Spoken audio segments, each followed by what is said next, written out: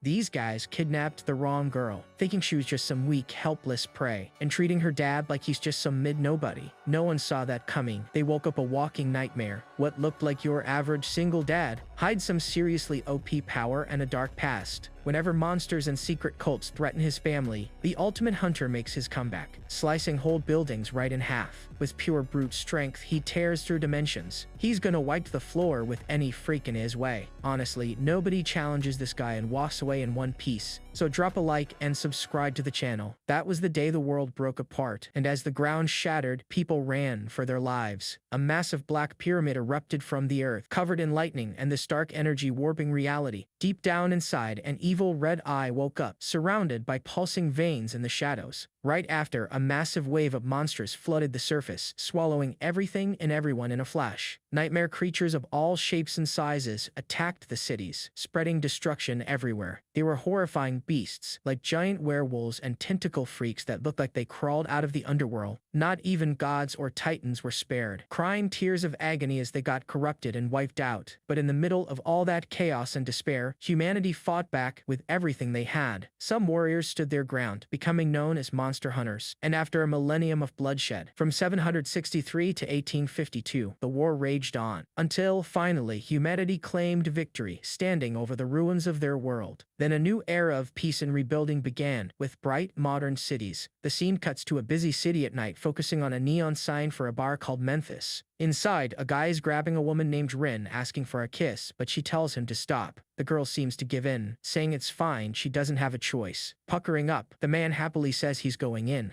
and that's where it gets crazy. His face bursts open, and a horrifying monster pops out with its mouth wide open. The creature fully reveals itself, a freak with claws and a weird shell. Ryan desperately grabs the beast that's right on her face. A dark splash covers the area as she lets out one last scream of agony. The scene then completely shifts to a sunny day in a residential neighborhood, and someone calls out, saying, "Excuse me." An older lady with hair curlers opens the door looking spooked. It's our MC, a guy in a suit standing on the porch holding a bag. The lady opens the door super slowly. He just stands there looking pretty annoyed, flipping his vibe instantly. He introduces himself as Akai, the new neighbor, but the lady just peeks, making him sigh for being ignored. Then he gets to his own door, with the name Akai on the plate, and announces he's home. Inside, Mitsuru Akai has her hands on her hips and cheeks puffed out, complaining she just wanted a quiet life in the country. RMC explains that growing up in the sticks made him want to live in the big city, but the girl whines that the city is boring and crowded. He scolds her, telling her not to say that at school, or she's never gonna make friends with that attitude. Mitsuru pictures herself as this super popular girl, flexing that someone as cute as her would have zero issues making friends. Checking the time suddenly, she yells, they need to go or she'll be late for her first day. The two bolt down the street while our MC screams for people to clear the way. Dodging through traffic like crazy, he's yelling for everyone to move while apologizing at the same time. They sprint up to the gate, begging the guard to wait a sec since he was just about to close it. Once they finally reach Rikuhara High School, they shout an apology. Father and daughter bow frantically to a teacher, apologizing for being late, but the guy says it's all good. The MC then says goodbye to his kid, telling her to listen to her teacher. Waving back, the girl replies she already knows, but the second her dad turns his back, she mutters for him to stop apologizing so much, or they'll start calling him Mr. Sorry. The scene wraps up showing her classroom sign, Class 1-2. In the classroom, the teacher tells the group they've got a new transfer student. Then the new girl introduces herself with high energy, saying her name is Mitsuru Akai. She keeps going, explaining her hobby is cooking. She's a huge fan of the actor Takeshi Kanmochi and hopes to be friends with everyone. Except after the intro, an awkward silence takes over the room, leaving the students creeped out. Breaking the ice, the teacher asks everyone to welcome her, while the girl just stands there feeling awkward. Meanwhile, a blonde girl says hi. Mitsuru's shocked, thinking this is way different from what she imagined. The teacher then tells her to grab an empty desk so they can start class. Walking to her seat, the girl with glasses next to her gives a shy greeting. Right after the classmate excitedly reveals she's also a massive fan of Takeshi Kennochi. With her eyes sparkling with joy, Mitsuru makes friends with a girl named Shinkai. The new girl reflects that this kicked off her 5th attempt at starting over as the transfer student. Cutting to the school's basketball court, showing that school life goes on. A bit later, Shinkai is chatting with Mitsuru, saying she's dead serious about something. She warns her friend that no matter what, do not go near the shed behind the school, because girl skirts flip up out of nowhere, even without wind. The shot then reveals the shed, looking super creepy with some weird shadows at the bottom. Floating near a dark stained staircase, a bunch of clear ghostly hands appear. Finishing the story, Shinkai mentions everyone believes a ghost is behind it, but Mitsuru isn't buying it at all, replying with a like, "That's even real." Shortly after, as other students walk by, she mutters that ghosts are a stupid idea. The blonde girl rolls up with her squad and orders the new girl to go buy her a drink. Looking out the window, the transfer student thinks there are always scumbags like this everywhere. Pissed off, the blonde asks who she thinks she's talking to. Another girl from the group steps up and yells at Mitsuru, asking who she thinks she is running her mouth like that. Jumping in front, Shinkai apologizes, saying Mitsuru just got here and doesn't know how things work. Her friend leans in to whisper, warning that Ito's family has major pull here, and she shouldn't fight back. Backing down, Mitsuru asks the bully what flavor drink she wants. Ito and her crew flash an evil smirk. Pretty satisfied, the new girl obeyed. The scene cuts to a school hallway. Mitsuru comes back carrying a bag full of drinks. Walking back, she thinks if she hadn't promised her dad to stay out of trouble, she'd never listen to a brat like her. Suddenly feeling something off, she stops dead in the middle of the hall. She catches a noise and looks back, spotting Ito screaming at Shinkai for defending the new girl. Mitsuru's friend is on the floor getting pushed around and begging for forgiveness. The transfer student is completely shocked seeing this. With pure fury on her face, she turns around and yells, asking what they think they're doing to Shinkai, keeping her foot on the fallen girl's head. Ito says Mitsuru got here right on time. The blonde then orders the new girl to take the juice and dump it on Shinkai's head to forget the whole thing. Pressuring Mitsuru to obey, the rest of the group asks if she has any clue what happens to people who defy them. The camera zooms in on Ito's finger pointing at Mitsuru's forehead, who just glares back with pure hate. And no one saw that coming. Filled with rage, Mitsuru bites her finger and screams she's never gonna listen to a single word this bully says, making the bully screech in pain. Mid-fight, Ito yells that the new girl bit her finger while another girl screams her name in a panic. Right after the shot cuts to the principal's office door. Inside, the principal slams the desk and shouts at our MC and Mitsuru, warning that one more mess means she's expelled. Putting a hand on his daughter's head, the MC apologizes, promising he's gonna discipline her right. Once outside, he asks the girl what actually started the fight. Eating some ice cream, Mitsuru explains her friend was getting bullied, but her dad scolds her, reminding her he asked to avoid trouble at all costs. She apologizes with this cute, guilty look, promising to try her best not to get kicked out, but he replies, she said the exact same thing last time. A while later, the view focuses on the school building. Down a dark hallway, Mitsuru's locker has her name on it and looks completely trashed. Opening the locker, she finds this black sludge dripping from one of her books. Her dirty, ripped clothes are just stuffed inside along with a pile of trash. Then Ito and her crew show up, ordering the transfer student to follow them. One of the squad members opens the door to that creepy shed behind the school. Waiting inside with an evil grin is Ito, while the other girls stare her down with glowing red eyes in the dark. The bully steps closer and threatens her, saying if she causes any more trouble, she'll be expelled. Smiling back, Mitsuru asks what exactly they're planning to do. Ito watches the new girl with pure hatred. Then, with her face twisted in rage, she screams at her group to wipe the floor with her. Stepping up, one of the girls goes for an attack, but Mitsuru dodges the hit like it's nothing. Then she just shoves the bully away with one hand. Ito warns that if she keeps fighting back, her friend is next on the list. Catching her off guard, another lackey lands a solid punch right to Mitsuru's face. With the new kid pinned down, one of the bullies comments that she finally shut up. The camera pans to Mitsuru's bruised and battered face. Flashing glowing red eyes, one of the squad members calls her a fool for protecting someone she barely knows. Ito then pulls out her phone to record, ordering them to pull off her uniform while swearing she's gonna make her regret being born. Not holding back, the two girls forcefully start tearing at Mitsuru's shirt. She hits record, taunting the girl by asking if she lives all alone with her dad. Mocking her even more, she says her mom probably ran off with another guy, making Mitsuru scream to keep her parents' names out of her mouth. With an evil grin, Ito calls her pathetic for being dumped by such a trash mom. Right after, she asks if the new kid wants her to reset her life, delivering a brutal kick. The shot flips to Mitsuru hanging upside down, badly beaten, with Ito's dark silhouette looming in the back. Suddenly, the scene dissolves into a shadowy puddle and thick black smoke. A dark crimson energy starts pouring off the school roof. Up in the night sky, that energy morphs into massive tentacles under a blood-red moon. Spotting something weird, one of the bullies screams in pure terror. And that's where it gets crazy. A bunch of ghostly blue hands burst right out of the shadows. Freaking out, Ito panics as the hands try to grab her crew, screaming about what they are and swearing she didn't do a thing. The other two lackeys just stare, stuck in pure fear. Merging together, those blue hands rip right through the floor. Then they dig their claws deep, pretty much tearing the ground wide open. Deep inside that gap, a pair of sinister red eyes starts glowing in the dark. And just like that, everything changed. A giant, monstrous boss figure rises from the cracks, glaring at Ito while she's paralyzed with fear. Stuttering in fear, one of the lackeys calls it a monster. The shot cuts to the creature charging right at one of the girls. Bathed in this weird glowing light, she just bursts into tears. With a brutal bite, the massive boss crushes one of the bullies, making her scream before getting devoured. Outside, the camera shows the shed going dead silent under a red sky. And this is where it gets good. The monster blows the entire building wide open. Spotting the smoke from inside the school, a student yells about the explosion, telling someone to grab a teacher. Right through the rubble, Ito and the other girl get blasted away by the shockwave. The bully gets launched violently right into a tree, while her friend gets tossed straight through a window. Shattering the glass completely, she lands hard inside one of the classrooms. Back outside, a massive swarm of grotesque freaks starts crawling out of a dark puddle on the ground. Mitsuru makes a desperate run for it while the screeching monsters chase her down. Keeping up the escape, that massive boss who ate the bully is right behind the smaller creeps. That horned demon glares at her, mentioning it catches a pretty sweet scent. The giant creature just watches those lesser minions hunting the girl. Then, the bigger demon charges forward with a huge roar, trampling its own crew along the way. Mid-sprint, Mitsuru realizes that thing is getting way more dangerous by the second. Pushing through the fear, she keeps up her desperate escape down the school hallways. Suddenly, she turns a corner and bumps right into her friend, who panics and yells Mitsuru's name. Grabbing her hands, her friend asks if she's okay, mentioning she heard Ito's group called her out to talk. Completely freaking out, Mitsuru warns there's zero time to worry about that, glancing back down the hall. Confused, her friend turns around and asks what she's staring at. And no one saw that coming. She freezes in pure terror, spotting the freaks at the end of the hall, with one roaring right at her. Smashing right through the school wall, the giant demon bursts in as Mitsuru screams for her friend to run. Outside, a security guard watches in shock as the school wall blows to pieces. The two girls make a desperate run across the courtyard, screaming for the monster to stay back. The demon lands hard, smashing the concrete on impact. Pulling her friend by the hand, Mitsuru screams, having no clue what's going on. Right then, a guy shows up and scolds them, saying there's no running in the halls. But right behind him is a massive horde of monsters. Two students outside spot her carrying her friend, who's yelling to be put down. Still running, Mitsuru carries her friend in her arms as the horde closes in from behind. Also outside, the demon grabs someone, complaining they're in its way, and just takes them out completely with its bare hands. Then, the monstrous creature punches the ground hard to gain some serious momentum. Its rapid charge kicks up debris everywhere, and in a flash, it's right on Mitsuru's tail. Hugging her friend in the chaos, the spooked girl asks if it's an earthquake. But still holding her, she yells that it doesn't matter right now. Right after, a huge claw reaches for them and the monster demands more food. Mitsuru manages to dodge the claws but realizes something. With a look of pure dread and determination, she figures out she's the only one the monster is hunting. So, she shoves her friend away and screams for her to run as fast as she can. Tossed away so suddenly, Shinkai screams in shock. But the creature doesn't waste time and grabs Mitsuru hard, knocking the wind right out of her, then going right in for the finish. But the demon notices something off. It's taking damage. And suddenly, the creature's body starts falling apart completely. The demon looks totally confused, having zero clue what's happening to it. And that's where it gets crazy. The shot reveals the entire school building got sliced in half horizontally, wiping out several demons along the way. Right down below, our MC shows up holding his daughter and a katana. Dropping back into place, the school building sends a massive shockwave across the whole area. The monster glares at the MC's weapon, recognizing that exact blade. As he walks away carrying the girl, the creature stutters, trying to say that weapon looks familiar. Trying to scream out asking who he is, it gets completely ignored by the MC. With his back turned, he checks out the destruction left behind with his kid in his arms. And in a split second, he vanishes into thin air, slowly returning to normal. The sky above the school clears up as the sun rises. Peace finally comes back to the campus after all that chaos. Right after that, a police cruiser rolls up to the scene. Skipping ahead a bit, Mitsuru wakes up in her bed, rubbing her eyes. Dazed and confused, she sits up wondering how she even made it back home. Suddenly, our MC walks into the room wearing an apron, yelling how relieved he is she finally woke up. Panicking, he mentions that when he heard his daughter passed out at school, his heart almost stopped. Still in bed, Mitsuru tells her dad to stop crying, saying he looks pathetic like that. But our MC turns around and apologizes, wiping away his tears. He explains he was just super worried about her. The The girl just stays quiet for a second. Then she says she's fine but saw something weird, only for her dad to cut her off, warning her never to use her powers in front of classmates. Continuing his rant, he says it's gonna be tough for her to stay at that school if things keep up like this. Furious, she stands up and yells that the other kids started the fight, calling her a kid abandoned by her own mom. With tears in her eyes, Mitsuru confronts him, asking why she doesn't have a mother. Caught completely off guard by that question, our MC tries to pull her in for a hug. She just backs away from him. Looking down at the floor, the MC apologizes and admits this is all his fault. Meanwhile, right outside, this bizarre hand grabs onto the window. Scaling the wall, this weird half-mummified monster with a bunch of eyes spies on the two inside the room. The creature growls softly while watching the whole scene go down. Sensing something off, our MC pauses, but then someone knocks on the front door. That knocking sound breaks the heavy tension inside the room. Getting up, Mitsuru walks over, wondering who could be showing up right now. She peeks through the peephole to check who's standing outside. Through the lens, she spots two sketchy guys in suits waiting in the hall. Caught completely off guard, the girl is surprised by the sudden visit. Stepping up out of nowhere, our MC pulls his kid behind him and tells her to back away from the door. Outside, the two guys knock again, calling themselves cops and asking if anyone's home. Glancing at her dad, Mitsuru looks super confused about what's going on. The shot quickly cuts right back to the exterior of the building. In the living room a bit later, the MC serves tea to the guests who apologize for dropping in. Cutting straight to the chase, the blonde guy explains they're investigating the school explosion and asks the girl to share what she saw. With her dad's hand on her shoulder, she says she doesn't really know, just that she heard a loud bang and ran away in fear. Leaning in close, the cop pushes harder, asking if she spotted anything else since she was right at the scene. He gets all up in her space, trying to pressure her into talking. Meanwhile, the other suited guy just watches the whole chat in silence, gripping his briefcase. Spooked, the girl shakes her head and tells him no. Pushing again, the blonde dude tells her to think carefully, claiming that no matter how wild it sounds, any spooky detail helps. Our MC steps in, cutting him off and angrily demanding him to drop it. Making it clear, he says his kid already told them she knows nothing, plus she needs to rest. With a smirk, the cop replies they need as much intel as possible to catch the culprit. But the MC glares back, questioning what makes him so sure someone actually caused this whole thing. Jumping in, the other suited guy apologizes and lets them know they're leaving now. The two men stand up to head out, thanking them for cooperating. Keeping a serious, suspicious look, our MC watches them walk out. And that's where it gets crazy. The silent guy's briefcase starts shaking and throwing off this weird aura. Feeling that magic power, the MC thinks to himself there's zero chance these dudes are actual cops. Casually, the MC asks the guy in the suit what happened to his heavily bandaged hand. Smiling, he even offers to carry the briefcase for him. The blonde dude steps in real quick, explaining it's just a minor burn and nothing to worry about. Shortly after, the two men walk off, while our MC watches them from the hallway. Left alone, he wonders if they managed to sense Mitsuru's power. Once outside, the blonde guy turns to his partner and asks, well, holding the briefcase. The guy confirms that's the exact magic power that person was searching for. Back inside the apartment, Mitsuru asks her dad what's wrong, seeing him standing deep in thought by the window. Turning around, he advises his kid to keep a low profile at school from now on, and she nods along. Suddenly, this weird growl comes right out of the bedroom window. Pushing the glass open, that multi-eyed creature starts crawling inside. The monster hops onto the girl's bed, which is completely empty right now. Then, it just starts licking the blanket, drooling all over the place. The creature turns its head, coming face to face with the girl standing at the door, and starts growling at her. Panning to the bedroom window from the outside, the view shows off a bright orange late afternoon sky. The scene cuts over to Rikuhara High School. Out front, our MC says goodbye to his daughter and tells her to keep a low profile, while Mitsuru waves back. Suddenly, someone comes sprinting right at her. Shinkai gives a super hyped greeting, calling out her name, but her friend just keeps looking back, asking who that handsome dude is. Feeling super awkward, Mitsuru wonders what her classmate is even talking about. The girl with glasses pushes the subject, begging her to spill the beans. Losing patience, Mitsuru replies it's her dad, leaving her friend shocked, saying she thought he was an older brother or a college guy. She explains he works out a ton, which is why he looks so young. Sharing a nervous laugh, the camera focuses back on the school building. Then the view shifts to a fancy coffee shop. Our MC is busy in there whipping up a drink. Wearing a highly focused look, he carefully draws some latte art on the phone. Over at a table, two customers in the shop just keep staring at him. One of them even says out loud how good-looking he is. Lost in thought at the counter, he realizes his kid naturally draws attention and wonders if he should transfer her schools again. Right then, a blonde woman calls out his name, Akai. Walking up, the lady who seems to be the boss approaches, and he asks what brings her here so suddenly. She vents about a fight with her husband, saying she's had enough, but he calms her down by mentioning anger causes wrinkles and offers to make her a coffee, asking if it's tough for him too. Being a single dad, she leaves our MC quiet for a second. With a warm smile, he slides the coffee over to her. Except, right as he hands it over, the woman touches his hand. Caught off guard, our MC is pretty surprised by her move, giving him this seductive look. She invites him to dinner and even offers to let him off work early. Politely turning her down, he gets called boring by her, just like always. The MC apologizes, explaining he really needs to go pick up his kid. Calling him out, the blonde reminds him it's his daughter's club activity day and asks if that's just an excuse to avoid dinner. Nervous, he stutters and denies the whole thing, begging to leave early for his kid's club anyway. The boss looks super bored but agrees, warning him it's a one-time thing. Our MC thanks her a bunch and bolts right out of the coffee shop. Sprinting down the sidewalk, he dodges through the crowd like crazy. Then he ducks into a narrow alleyway between the buildings. Locking in a serious look, he runs at top speed. He bounces from wall to wall, scaling his way up the alley. Landing on a rooftop, he gets ready to sprint. He moves across the roof with some OOP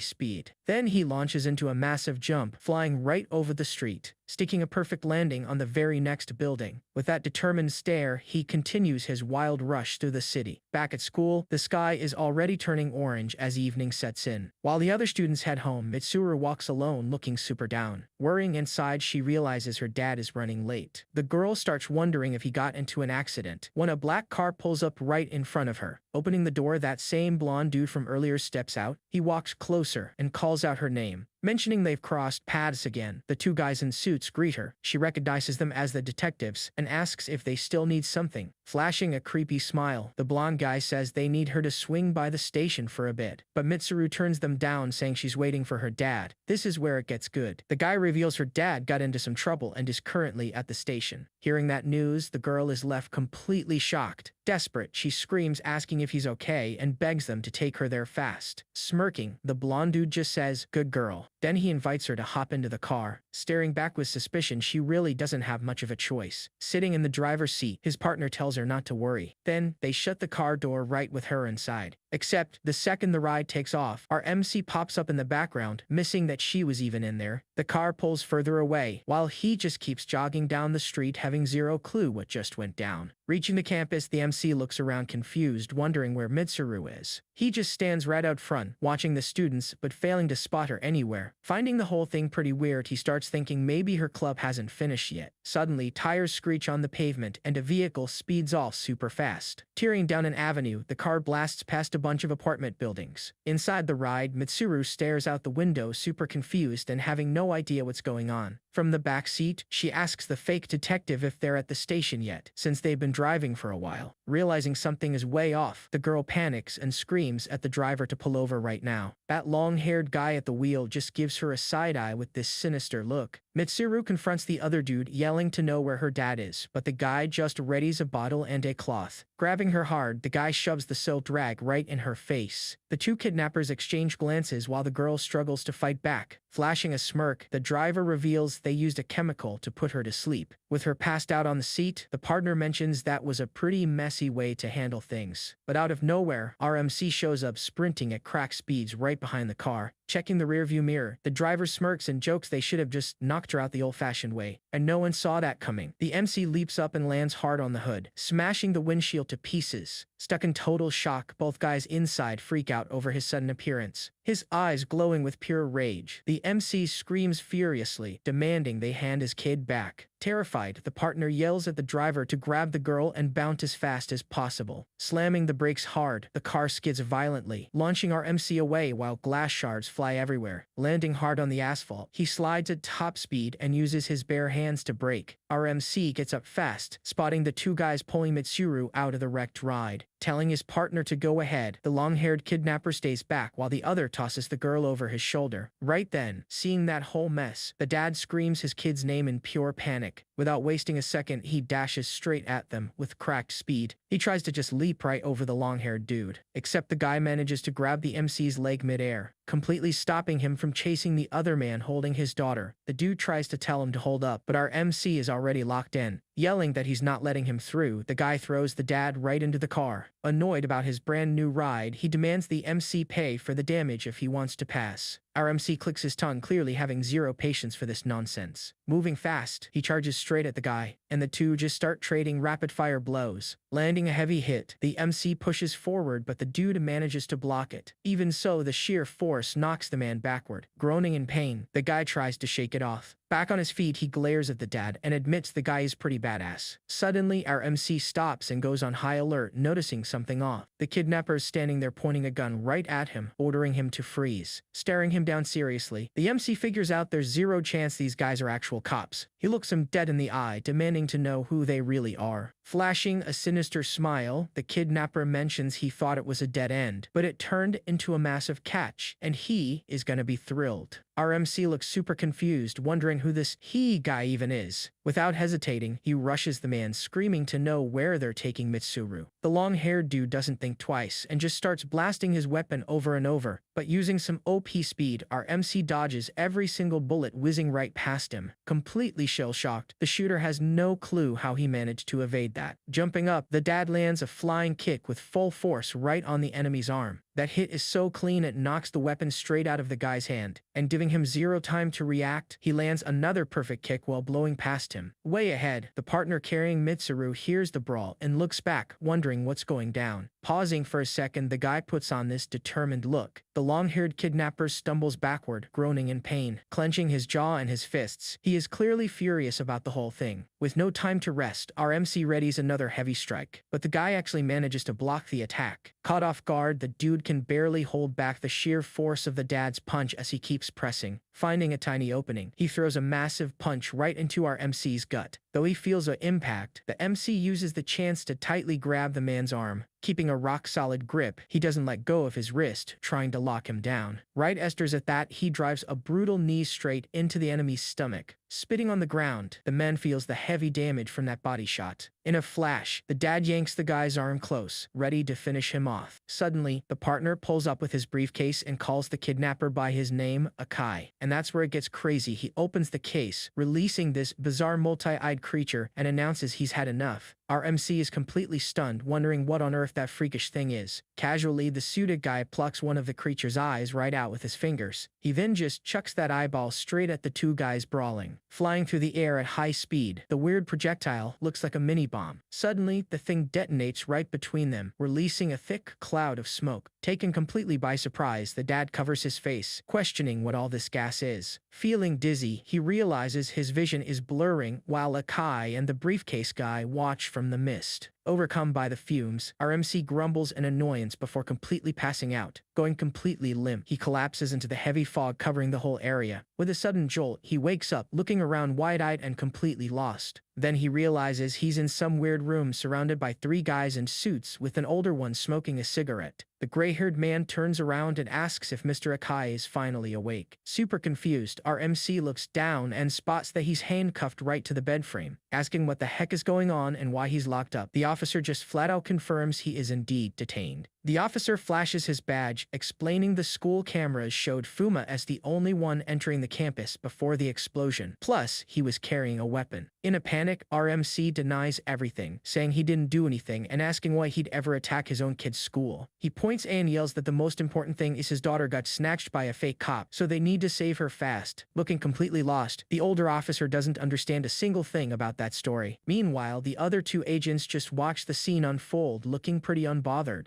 And no one saw that coming. The group leader explains Fuma's daughter is safe at home with his wife, and they grabbed him after a call about a guy passed out in an alley. RMC is just stunned, unable to process the crazy intel he just heard. Grabbing his head again, he screams that he doesn't even have a wife, demanding to know what is actually happening. Right then, he looks at the officers and starts wondering if these guys are also being played. One of the rookie agents tells him to calm down and get some rest first. Warning him they'll take him to the station once he chills out, the leader heads out of the room with his crew. The door shuts tight, leaving our MC all alone, cuffed to the bed in dead silence. Left by himself, he uses his raw strength to snap the handcuff with his free hand. Fully locked in, he promises himself he has to go save Mitsuru right now. Outside in the hallway, one of the cops takes a quick glance back toward his room. Looking through the little door window, the MC watches the three agents chatting outside. Back inside the room, he searches for a way out. And no one saw that coming. Without thinking twice, he leaps right out the window of the super tall hospital. Landing on the asphalt below, his impact literally cracks the ground.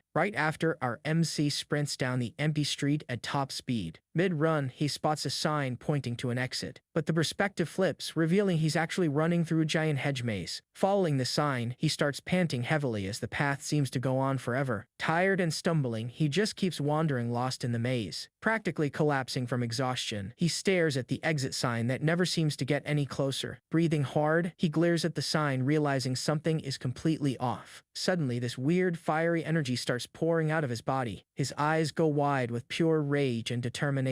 Standing up furious, he yells that it looks like he got trapped in some alternate dimension. Desperate, our boy looks up and screams his daughter Mitsuru's name at the top of his lungs. Meanwhile, somewhere else, Akai and the briefcase guy walk toward an abandoned factory. The man carries the kidnapped girl on his back, while Akai follows close behind. They walk into the massive empty factory with the little girl still passed out. Gently, the man sets Michiru down on the floor, while Akai watches the whole thing quietly. Bowing down, he reports to an unseen presence, saying they brought the tribute exactly as ordered. Right then, a freakish creature covered in a red cloak full of eyes appears, and the suited guy asks it to accept the offering. Flashing an evil grin, Akai adds the girl is a top-tier specimen you don't see every day. From inside the cloak, a dark voice asks what happened to make them look so filthy. The creature reveals a grotesque face, questioning if the two ran into any kind of trouble. Akai and his partner get super tense, not knowing exactly how to answer. The guy explains they had a tiny delay but swears the problem is already taken care of. With a mocking tone, Akai adds that the fool who tried stealing their prey got locked up somewhere he'll never escape. The scene then cuts back to the alternate dimension where our boy is trapped. Suddenly, he jumps right back through the window into the hospital room he just left. Checking his surroundings, he realizes his only way out of this space is finding a dimensional rift. With that plan in mind, he locks his eyes on the closed room door. Gathering all his strength, our MC lets out this massive, guttural scream. Hearing the roar from outside, the cops run back in, desperately asking what's going down. Bussing into the room, they find it completely empty, wondering where the heck he went. But the dad was hiding right above the door, and while the leader wonders where he vanished to, Fuma preps his attack. Face set with pure determination, he locks onto his target below. In one smooth move, he drops down with a two-footed flying kick straight to the older officer's head. The impact is so heavy the guy gets knocked out cold instantly, sending his glasses flying. Shocked by the ambush, the other two agents freeze up while our boy lands perfectly on his feet. Wasting zero time, he turns and drives a straight punch right into one cop's jaw, then instantly knocks the last agent out cold with a brutal kick to the face. In just seconds, all three guys in suits are out cold on the floor. Dragging the leader's body into the room, our MC apologizes, asking for forgiveness for what he did. Leaving the three knocked out men propped against the wall, he thinks he really needs to find a way out of here fast. He takes off running down the sterile white hospital hallway hunting for an exit. Mid-sprint, he spots a small sign pointing to the emergency exit. Except, right as he gets close, he stops dead in his tracks, feeling like something's wrong. A creepy voice echoes through the hall, calling him, "Dear patient." Standing there is a heavily scarred doctor, warning that he doesn't let people just do whatever they want in his hospital. Gritting his teeth, our MC realizes he's been spotted. Staring down the weird guy, he processes the exact words he just said, "My hospital." An idea sparks in his head, thinking if he can just take this dude down, maybe he can finally break out of here, so he charges full speed at the doctor. Letting out a sinister laugh, the doctor reaches out his hand. Then the hospital floor starts warping, throwing our MC completely off balance. Confused, he wonders what in the world is happening right now. Suddenly, the floor turns blood red like a massive puddle, and this gooey substance starts forming. Out of that sludge, a bunch of hands reach up and grab our MC. Feeling completely cornered, he curses, saying he can't even use magic in this place. Still swearing, he starts getting dragged down into the floor. Even fighting back with everything, it's no use, those things manage to pull him under. The scene shifts, and he wakes up in a totally different spot. This time, he's strapped to an operating table with two doctors holding him down. Screaming for them to let him go, our MC demands to know what they're gonna do to him. That weird doctor walks up laughing and completely mocking him. He tells the dad he's just gonna chop him up into tiny little pieces. Flashing a look of pure rage, the MC asks, "Excuse me, buddy?" The doctor tells him not to sweat it, promising to do it slowly so it won't hurt too much. Scalpel in hand, he announces he's starting with the eyes. He adds that it's totally fine. There aren't many nerves there, so it won't be that painful. Thinking he's pushed to the limit with zero options, our MC screams, "Come out." High above the buildings, a bright light sparks in the sky, and something comes rocketing down at crazy speed. The object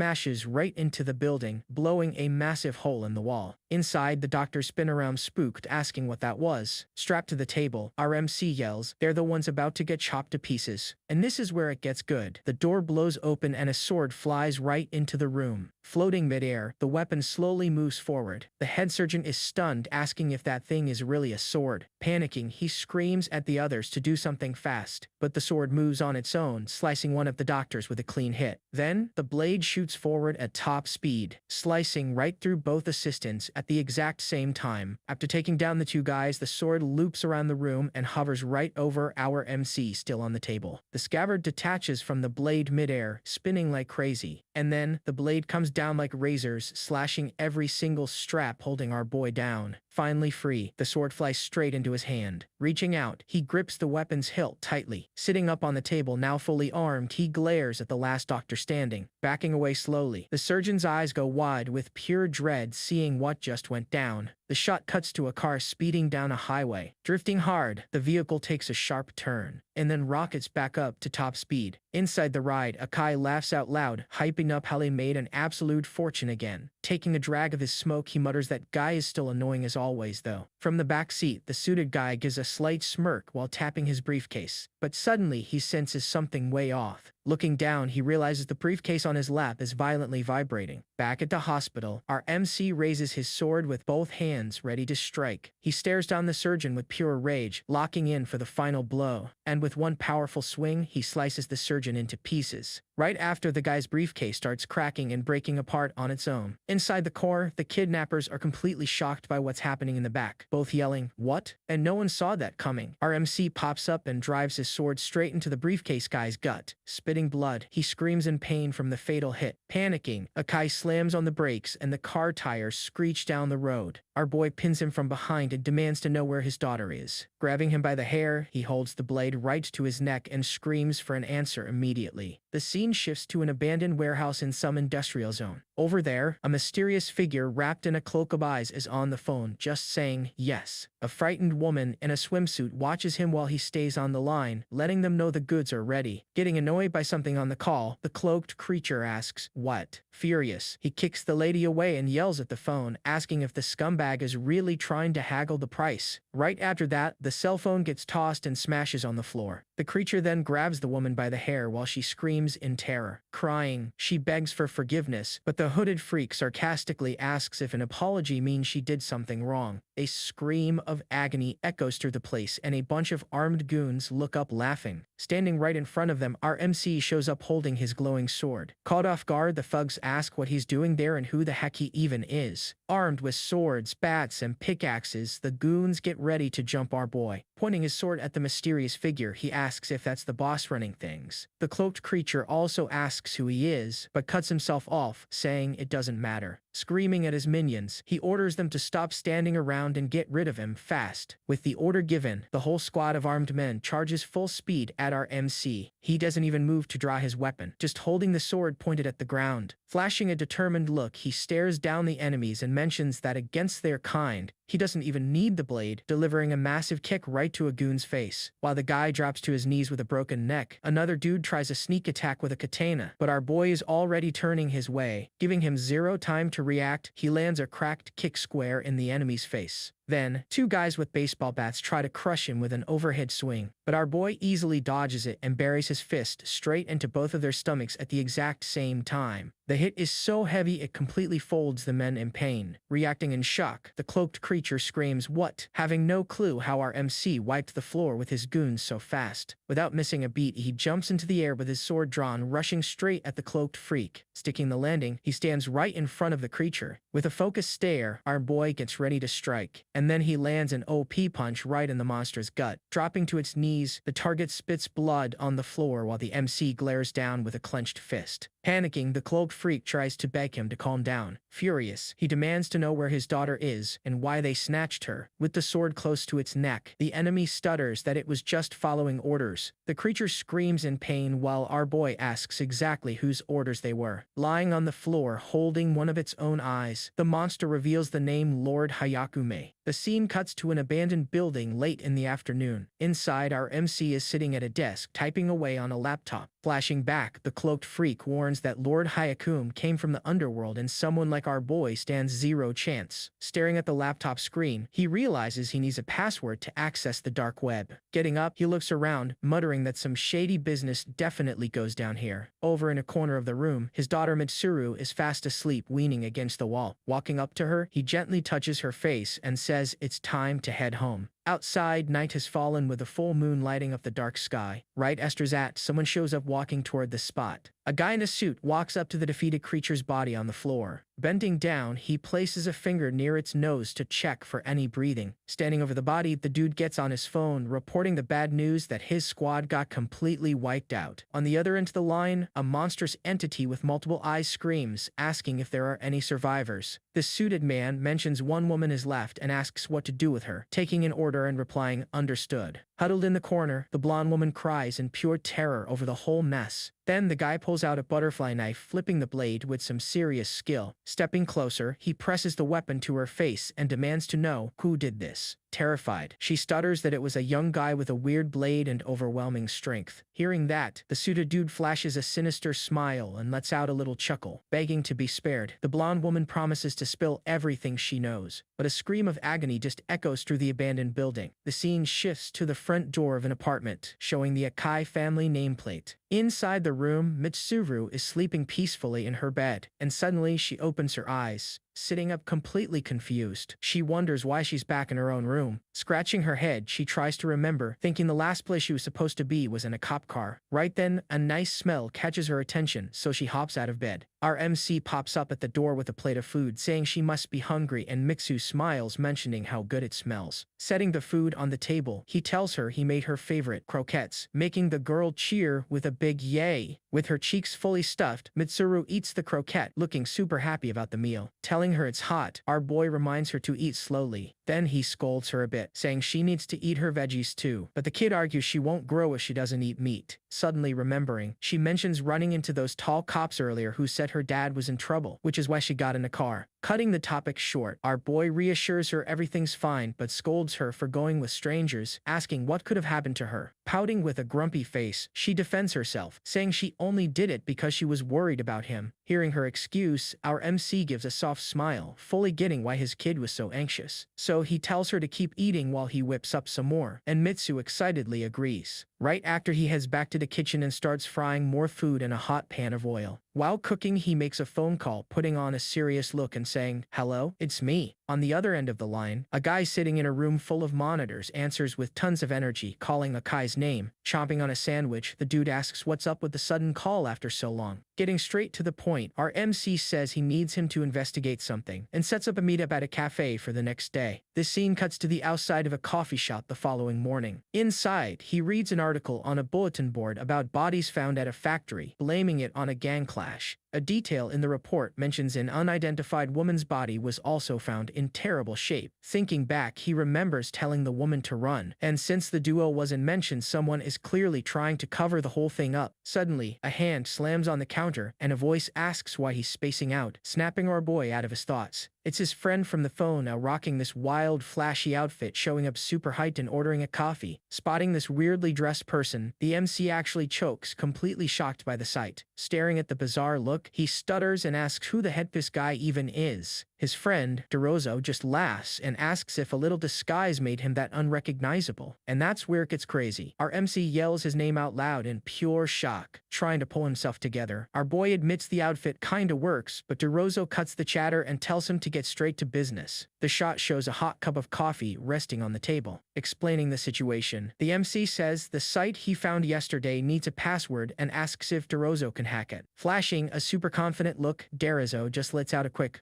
He then pulls out a red flash drive and plugs it right into the side of the laptop. With a determined smile, he tells the MC to leave it to him and starts typing. His fingers just fly across the keyboard at crack speed. In seconds, he flips the screen and says it was a piece of cake, leaving our boy completely shocked. Checking the site, they find out it's an illegal black market where all sorts of things are sold, like women, kids, and weapons. Our boy then spots something that catches his eye and lets out a little, The screen shows a listing for kids with high magic aptitude priced at a massive 1 billion. Darazo points out the price is wild, and the ad has its own dedicated page, making it way more complex, while our MC just listens, deep in thought. That's when it clicks. Why Mitsuru is being targeted. He thought the underworld guys found them, but the real reason is way different. Sipping his coffee, Darazo asks if he needs anything else, reminding our boy of one last favor. With a smirk, he asks Darazo to find them a new place as safe as possible, making the hacker instantly choke on his drink. Annoyed, Darazo asks how many times they've done this, complaining he hasn't even paid his old debt, but our MC begs, swearing he's working on paying it off. He just keeps pleading, reminding him they go way back and begging for a little more time. Giving in, Darazo agrees to help, but only if the MC lays low until he locks down a new spot. The hacker warns him that if the Assassin Guild finds him, he's finished, but our boy just smiles and says he knows. Locking in a serious look, he thinks to himself he needs to wipe out all the scumbags hunting Mitsuru. Right after, the view shifts back to the front of Rikuhara High School. Inside the classroom, Mitsuru is chilling at her desk looking completely bored out of her mind. Suddenly, heavy footsteps echo from the hallway outside. The door slides open and a voice greets the room saying, "Nice to meet everyone." Stepping up to the front, a guy in a purple suit introduces himself as Fuji Nohara, their brand new homeroom teacher. With a warm smile, Nohara mentions he's super excited to work with the class, knowing they're still mourning their old teacher. He promises that no matter what happens from now on, he'll protect everyone, making the girls in the room completely swoon. Even Mitsuru is blown away, blushing and thinking about how cool this new teacher is. Keeping the speech going, Nohara says he'd like to praise Miss Akai for her bravery during the recent incident. Then he calls her up to the front, leaving Mitsuru completely surprised and confused. While she gets up, the classmates start whispering, recalling rumors that she saved a girl named Shinkai. Standing right next to the teacher, Mitsuru awkwardly replies she didn't do anything special and just acted on instinct. But the second she mentions moving without thinking, Mr. Fuji flashes this extremely sinister and creepy smile. Catching that weird look, she gets super confused and just lets out, "Aha." Instantly snapping back to normal, Nohara smiles, claps his hands, and tells everyone to follow her example. The girl just stands there frozen, looking away and completely lost on what just happened. Fast forward a bit, the view cuts to her apartment building right at dusk. Mitsuru throws the front door wide open, excitedly yelling that she's home. Taking off her shoes, she mentions the new teacher actually praised her today at school. Except, walking into the living room, she notices nobody's around and lets out a confused, "Huh." She then spots something sitting on the dining table and walks over to check it out. Writing the note, she sees her dad had to handle some business, will be back late, and left her dinner ready. Mitsuru looks at the massive meal our MC whipped up, fully stocked with rice, fish, and croquettes. Drooling over the food, she gives a happy little smile and gets ready to dig in. The scene cuts to the neon lights of a pachinko parlor right in the dead of night. Inside, a bunch of sketchy-looking dudes are clearly running security for the place. One of them patrols the floor, keeping a close eye on the players glued to the machines. The gamblers look absolutely unhinged, completely brainwashed and locked into the game. From behind, these creepy red energy hands reach out from the machines, keeping everyone trapped while the guard just watches. The camera then pans over to a door labeled Control Room. In that room, some bizarre freak with razor-sharp teeth and a straw hat is pulling off some kind of dark ritual. The creature stares at this disgusting wall made of pure flesh and faces, which is basically the power source keeping everyone hooked. Outside the parlor, a guy is smoking a cigarette when he suddenly spots something sketchy in the reflection. And this is where it gets good. Our MC crashes right through the glass, entering the place with a flying kick straight into a guard, sending the dude flying across the room. He sticks the landing dead center, rocking his yellow apron over his clothes with a dead serious look, ready to brawl. The thugs glare at our boy, screaming who the heck he is and saying he's got massive guts starting a riot here. Completely ignoring them, he just slips around, thinking back to his first read on this place. He noticed earlier how the pachinko machines were totally rusted and falling to pieces. Connecting the dots, he figured out this wasn't some normal parlor, meaning Darazo's intel was spot on from the start. Pissed off by the silence, the goons scream at him to answer the question already. Losing their patience, they draw their weapons and aim straight at our boy. Right in the middle of all that tension, our MC stares them down with extreme focus. The thugs keep their guns locked on him, ready to pull the trigger. Unbothered by the threat, he flat out demands they take him to a guy named Hayakum. One of the pumps presses a pistol right to his forehead, mocking him and saying